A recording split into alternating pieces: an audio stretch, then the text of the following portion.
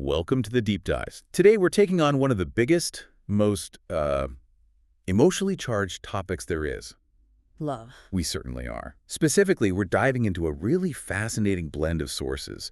Some contemporary psychological research on relationship anxiety, mixed with some, well, profound philosophical texts on human existence itself. And our mission today is, I think, straightforward, but also pretty radical. Yeah. Most of us are taught to believe love is a passive thing, a blissful feeling you just fall into. Right, that you discover it. Exactly. But our sources argue it's an active art, something that requires lifelong mastery.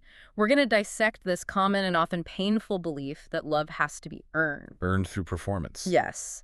And we're going to try to redefine it as a skill based on active giving and, deep personal integrity. Okay, let's unpack that immediately, because that shift from passive discovery to active art, that changes absolutely everything. It does. I think we have to start with the foundational human dilemma, the thing that makes us seek connection so desperately in the first place. You have to start with the sheer terror of separateness.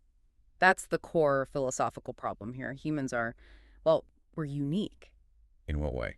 We've been thrown out of the natural, instinctive harmony that the rest of the animal kingdom just sort of enjoys. We have self-awareness. And that self-awareness comes with a heavy price. A very heavy price. Yeah. We know we're alone, that our time is short, and that we're helpless before nature and society. Right. We have to reckon with the fact that our future is certain only because it includes death. And this knowledge, this awareness, it makes our individual existence feel like an unbearable prison. An unbearable prison. Wow. That experience of separateness, that's the source. It's the root of all anxiety, shame, and guilt. It's not just being lonely, it's an existential panic. And if you can't overcome it. The absolute failure to overcome it means, well, the texts call it insanity, a radical withdrawal from reality. That reframes so much of what we do then. The entire engine of civilization is just this long, desperate attempt to solve this one problem of being separate. Historically, yes. People have sought fusion through everything. Spiritual rituals, human sacrifice, you name it. And how does that ancient urge show up today in our modern culture? Well, it's fascinating. We mainly have two big coping mechanisms, and neither of them is what you'd call mature love. The first one is, what, herd conformity. Herd conformity. We crave union, so we get it by just trying not to be different from the crowd. We tell ourselves we're independent thinkers. But our ideas, our clothes, our anxieties are all identical to the majority. Precisely. The consensus makes us feel safe.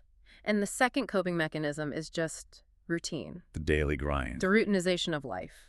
Work and pleasure. You do your tasks, and then you relax by consuming passive entertainment, standardized fun. You're distracting yourself so you forget you're this unique, vulnerable person. Exactly. And these solutions, conformity, busyness, they're just temporary fixes. They pause the anxiety, but they don't solve the problem. And if you're still running on that anxiety, it fundamentally changes how you approach your relationships. It has to. And this is where the philosophy meets modern psychology. If you believe deep down that love is a resource you have to constantly earn to keep that separateness away, you start adopting very specific behaviors. Okay, and our sources highlight 4 clear signs of this earned love mindset. They do. Let's drill down on these, because I think anyone listening is going to recognize themselves or someone they know in these patterns. The first one is relationship contingent self-esteem. And this is a devastating way to live. It's where your self-worth isn't your own. It's tied to the moment-by-moment feedback you get from your partner. So if they give you a compliment, you feel amazing. You're energized. You're safe. But if they're just distracted by their phone or send a neutral text without an emoji, it triggers immediate insecurity. It's like having an internal adequacy barometer that only your partner can control. That's a perfect way to put it. Your self-esteem rises and falls with their perceived approval.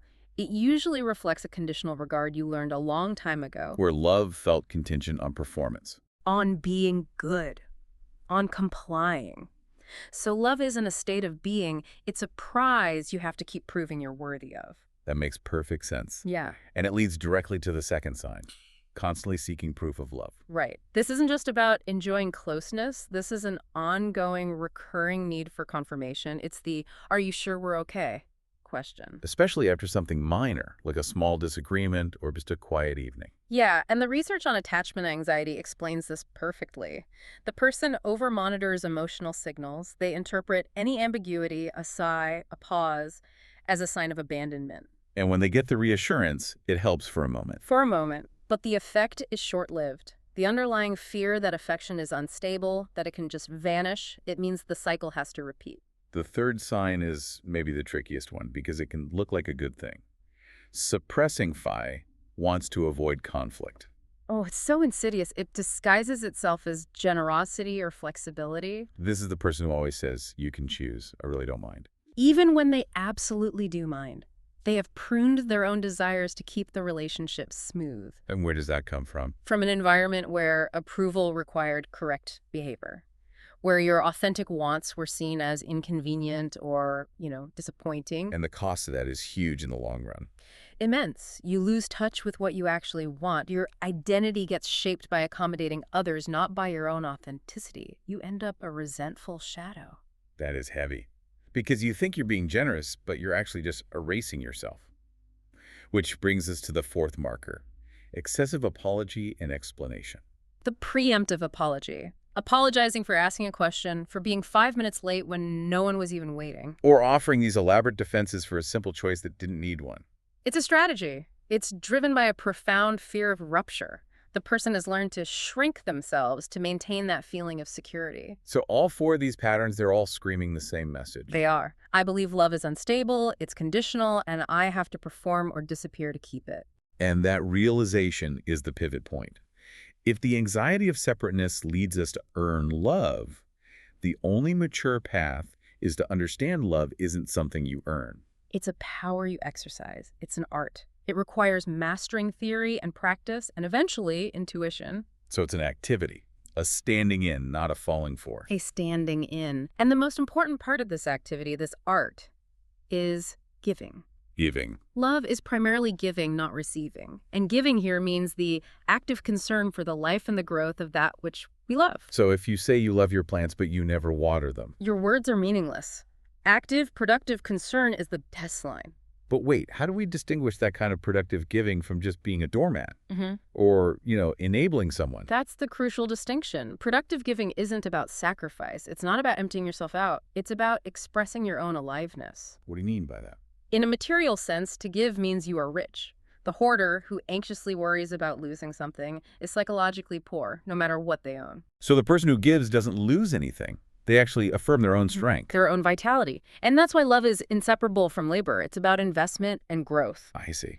There's a great example of this in the story of Jonah from the Bible. God teaches Jonah that the essence of love is to labor for something, to make it grow. You love that for which you labor, and you labor for that which you love. It's a dynamic loop It is. that brings a real sense of rigor to it.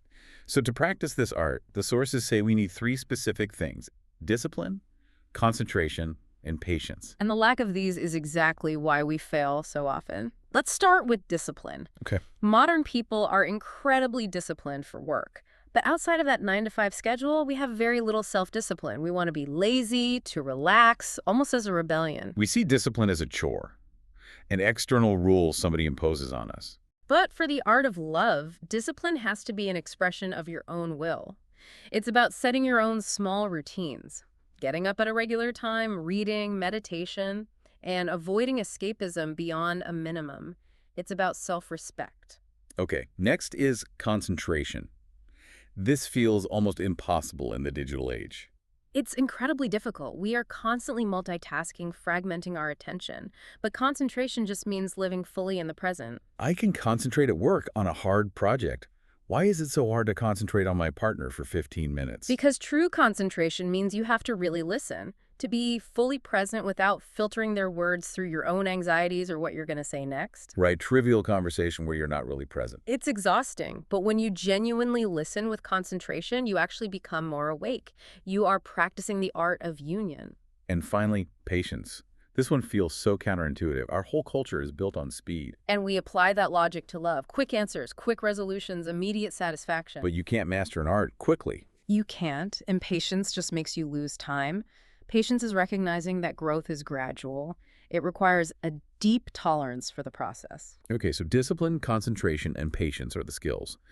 Where does the capacity for this kind of love come from in the first place? Our sources suggest it's shaped very early on by two fundamental principles of relating, archetypes, really. We can call them the principles of unconditional affirmation and structure, or, as the texts do, motherly and fatherly love. Exactly. Let's start with unconditional affirmation, the motherly principle. Okay. This is love given simply because you are. It's bliss, it's peace, you can't earn it. It gives you milk, care, sustenance, and honey, the sweetness and love for life itself. But there's a crucial part to that. The crucial part, the ultimate goal of this love is to support the child's separation, to help them become a fully separate human. Erotic love unifies. This love, paradoxically, separates. And then there's the other side, structure and guidance, the fatherly principle. This love is conditional. Its rule is, I love you because you fulfill my expectations. Which sounds harsh. It can be, but it's also vital. It teaches reason, judgment, how to handle difficulties. The downside is that deserved love can leave you feeling you're only loved because you please someone in authority. So the mature person has to internalize both of these. Both. You need a motherly conscience for unconditional self-affirmation and a fatherly conscience for reason and judgment. And if you get stuck on one, If you're stuck on the fatherly side, you become rigid, all about law and order, unable to accept unconditional love. If you're stuck on the motherly side, you seek constant admiration and avoid responsibility. Mature love is the synthesis. which brings us back to internal strength. To do any of this, you have to start with genuine self-love. But that's a huge cultural misunderstanding, isn't it? The idea that self-love is just selfishness. We're taught that constantly. Even Freud suggested self-love and love for others were mutually exclusive. The more for you, the less for them. But our sources say that's completely backward. Completely. The selfish person is actually incapable of loving others and themselves.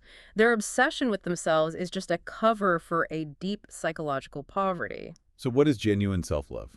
It's respect for your own integrity, your happiness, your growth, and it is fundamentally conjunctive with love for others. Love for your own self is inseparably connected with love for any other being. You can't have one without the other. Yet we live in a culture that seems to actively undermine this. It does. Our whole society is based on the appetite for buying and mutually favorable exchange. The personality market. The personality market. We view people and relationships like attractive commodities, a nice package of qualities.